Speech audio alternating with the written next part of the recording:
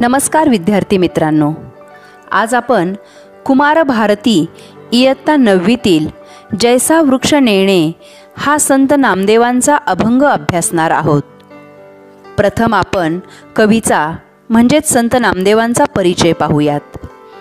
संत शिरोमणी नामदेव महाराजांचा जन्म 26 ऑक्टोबर 1270ला हिंगोली जिल्ह्यातील नरसीबामणी या गावी झाला. त्यांचे आडनाव रेळेकर असे होते. दामा शेट्टी हे संत नामदेवांचे वडील व गोनाई या त्यांच्या आई. दामा शेट्टींचा व्यवसाय कपडे शिवणे हा होता. नामदेवांचे बालपण पंढरपुरात गेले. त्यांनी लहानपणापासूनच श्री विठ्ठलाची अनन्यसाधारण भक्ती केली. संत नामदेवांच्या कीर्तनात अनेक चांगल्या ग्रंथांचा उल्लेख असे. यावरून ते बहुश्रुत व अभ्यासू असल्याचे लक्षात येते. प्रत्यक्ष पांडुरंगालाही डोलायला लावणारी कीर्तनकला संत नामदेवांना अवगत होती. त्यांची अभंग रचना अतिशय उत्कट असून त्यांच्या अभंगाची भाषा सुबोध, सरळ व साधी आहे. त्यांनी हिंदीतही रचना केली. पंजाबात जाऊन त्यांनी भागवत धर्माची पताका फडकवली. शिखांच्या गुरुग्रंथ साहेब या पवित्र ग्रंथात त्यांच्या 61 कवनांचा समावेश आहे. संत नामदेव कीर्तने करत करत भारतभर फिरले.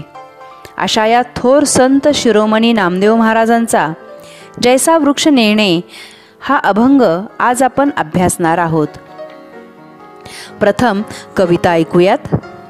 जैसा वृक्ष नेणे मान अपमान, तैसे ते सज्जन वर्तताती. येऊनिया पूजा प्राणी जे करीती, त्याचे सुख चित्ती तया नाही. अथवा कोणी प्राणी येऊनी तोडिती, तया न म्हणती छेदू नका. निंदास्तुती सम मानिती जे संत, पूर्ण धैर्यवंत साधू ऐसे. नामा म्हणे त्यांची जरी होय भेटी, तरी जीव शिवा गाठी पडूनी जाय. कवितेचा भावार्थ समजून घेऊयात.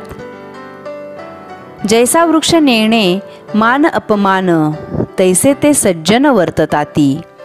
जैसा म्हणजे जसा, नेणे म्हणजे मानत नाही, मान म्हणजे सन्मान, अपमान म्हणजे अवमान, तैसे म्हणजे तसे, सज्जन म्हणजे संत, वर्तताती म्हणजे वागतात. संतांना वृक्षाची उपमा देऊन त्यांची थोरवी महती वर्णन करताना संत नामदेव महाराज म्हणतात, जसे वृक्षाला कोणी मान दिला, सन्मान केला तरी ते आनंदित होत नाहीत, वा कोणी अपमान केला, कोणी वाईट बोलले तरी ते दुःखी होत नाहीत. मान अपमान ते काहीही जाणत नाहीत. या वृक्षांप्रमाणेच संतांचेही वर्तन असते. दुसरं कडवं पाहूयात. येऊनिया पूजा प्राणी जे करीती, त्याचे सुख चित्ती तया नाही. करीती म्हणजे करतात, सुख म्हणजे आनंद, चित्ती म्हणजे मनात, तया म्हणजे त्यांना. जरी माणसांनी वृक्षाची पूजा केली तरी वृक्षाला आनंद होत नाही. उदाहरणार्थ वटपौर्णिमेला आपण वडाची पूजा करतो. वडाची पूजा केली म्हणून वड आनंदून जात नाही आणि त्याचवेळी वडाशेजारी असणारा दुसरा एखादा वृक्ष आपली पूजा झाली नाही म्हणून नाराजही होत नाही. तिसरं कडवं पाहूयात. अथवा कोणी प्राणी येऊनी तोडिती, तयान म्हणती छेदू नका. अथवा म्हणजे किंवा, तोडिती म्हणजे तोडणे, छेदू नका म्हणजे तोडू नका. किंवा एखाद्याने वृक्षाला तोडले तरी तो त्या माणसांना तोडू नका असे म्हणत नाही आणि तोडणाऱ्यावर नाराजही होत नाही वा त्याला कोणती इजाही करत नाही. पुढील कडवं पाहूयात. निंदास्तुती सम मानिती जे संत, पूर्ण धैर्यवंत साधू ऐसे.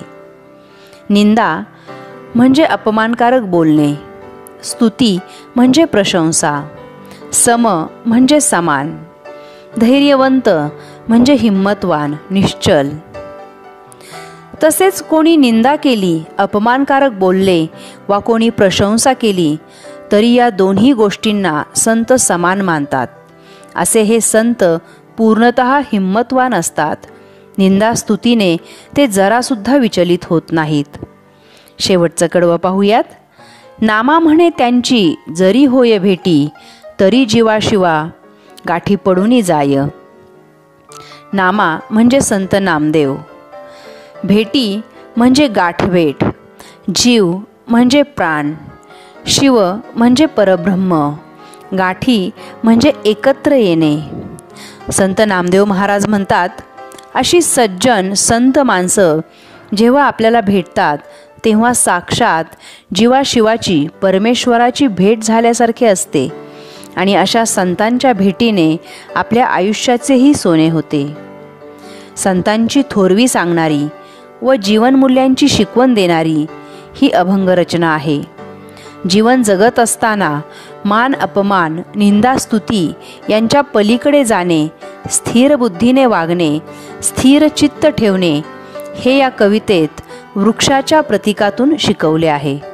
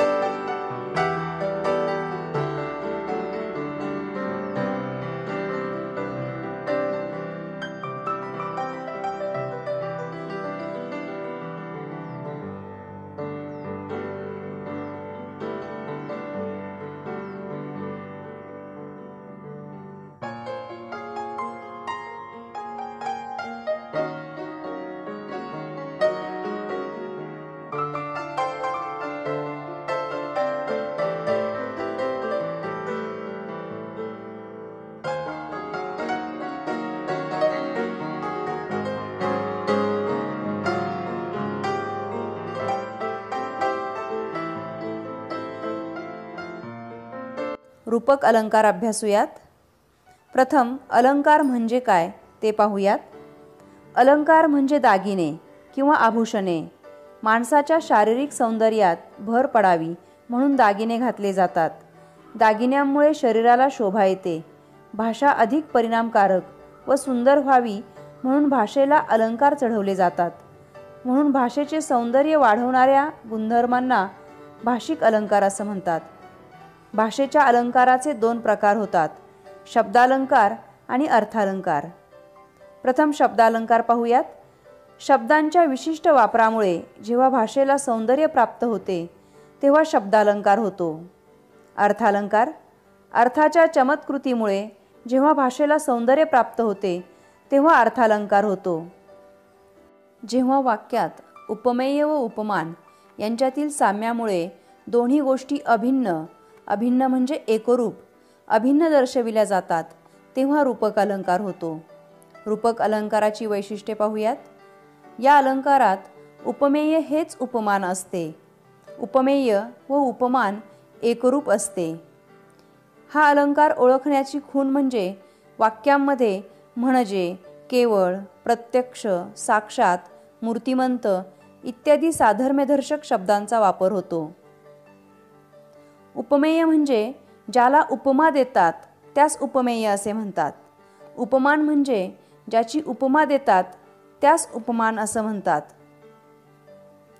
आता उपमेय आणि उपमान याची उदाहरणं पाहूयात. पहिलं वाक्य पाहूयात. महेश वाघासारखा शूर आहे. सलील सशासारखा भित्रा आहे. आता पहिल्या वाक्यामध्ये महेश आणि वाघ यांची तुलना केली आहे आणि साधर्म्य दाखवले आहे. दुसऱ्या वाक्यात सलील आणि ससा यांची तुलना केली आहे व साधर्म्य दाखवले आहे. म्हणजेच महेशला वाघाची उपमा दिली आहे, सलीलला सशाची उपमा दिलेली आहे. महेशला वाघाची उपमा दिलेली आहे आणि सलीलला सशाची उपमा दिलेली आहे.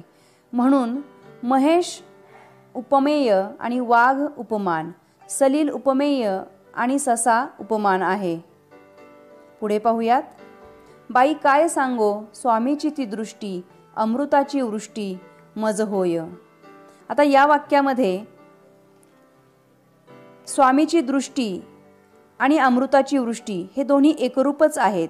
स्वामीची दृष्टी उपमेय, स्वामीच्या दृष्टीला अमृताच्या वृष्टीची उपमा दिलेली आहे म्हणून अमृताची वृष्टी हे उपमान आहे. उठ पुरुषोत्तमा वाट पाहे रमा, दावी मुखचंद्रमा सकळिकांसी. पुरुषोत्तमा म्हणजे श्री विष्णू. श्री विष्णूचं मुख पाहण्यासाठी सगळे वाट पाहत आहेत. मुख हे उपमा आहे तर चंद्रमा हे उपमान आहे. मुखाला चंद्रमाची उपमा दिलेली आहे. इथे उपमेय आणि उपमान एकरूप मानून म्हणजेच मुख आणि चंद्र एकरूप मानून मुखचंद्रमा असा शब्द प्रयोग केलेला आहे. आता पुढील उदाहरण पाहूयात. शाळा म्हणजे दुसरी माता होय. शाळेला मातेची उपमा दिलेली आहे. शाळा हे उपमेय आणि माता उपमान. शाळा आणि माता हे एकरूप केलेले आहेत. नयन कमल हे उघडीत हलके जागी हो जानकी. नयन आणि कमल, नयन ला कमलाची उपमा देण्यात आलेली आहे. नयन आणि कमल हे 2 वेगळे शब्द, मात्र नयन कमल हा एकत्रित शब्द प्रयोग केलेला आहे. दोन्हीही एकरूप केलेले आहेत आणि म्हणूनच इथे सुद्धा रूपक अलंकार होतो. लहान मूल म्हणजे मातीचा गोळा. लहान मुलाला मातीच्या गोळ्याची उपमा देण्यात आलेली आहे. लहान मूल हे उपमेय, मातीचा गोळा हे उपमान. हे दोन्हीही एकरूप केलेले आहेत म्हणून इथेही रूपक अलंकार होतो. कुठे बुडाला तो सोन्याचा गोळा. इथे तो म्हणजे सूर्य. सूर्याला सोन्याच्या गोळ्याची उपमा दिलेली आहे. तो उपमेय आणि सोन्याचा गोळा उपमान. हे दोन्ही सुद्धा एकरूप दाखवलेले आहेत म्हणून इथे सुद्धा रूपक अलंकार होतो. सारे जग हे एक रंगभूमी आहे. या जगाला रंगभूमीची उपमा देण्यात आलेली आहे. जग म्हणजेच रंगभूमी असं इथे म्हटलेलं आहे.